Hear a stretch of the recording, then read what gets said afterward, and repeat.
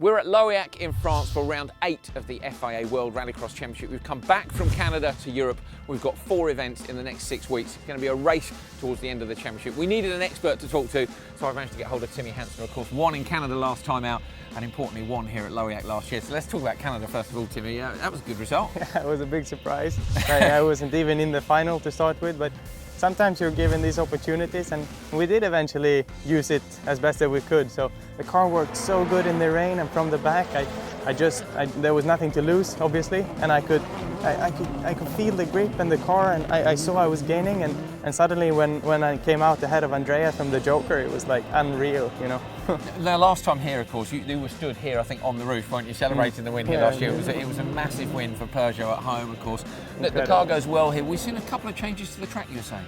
Yeah, the Peugeot loves to be here in France, and at this track, the French circuits where we do quite some testing are quite special, and they don't have this loose gravel.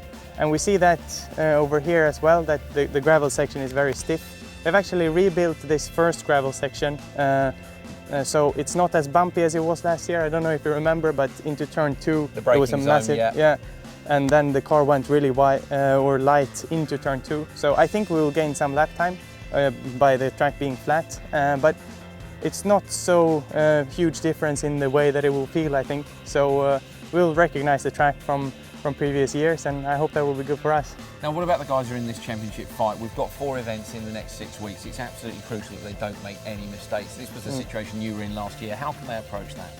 Yeah, so last year, at the end when I was doing my best, I wasn't actually, it was good for the championship, but I wasn't thinking about it. So I was going race by race and trying to win every time I was on track.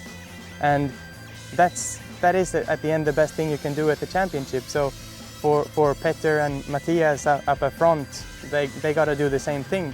But they have Andreas right behind, who probably can drive more relaxed and try to catch them. So I don't think they can't save anything. Like, they have to, because if you start to think about championship, the only thing you can do is to go slower. You can't go faster because you're thinking about the championship. Yeah. So it's not going to be an easy end, and I think we'll see them 100% on it. Push. Yeah. Brilliant. Thanks, Timmy. Very best of luck to you for the weekend. Thank you. You can keep up with all the action, of course, online, live broadcasts as well, all the social medias. The hashtag is WorldRX.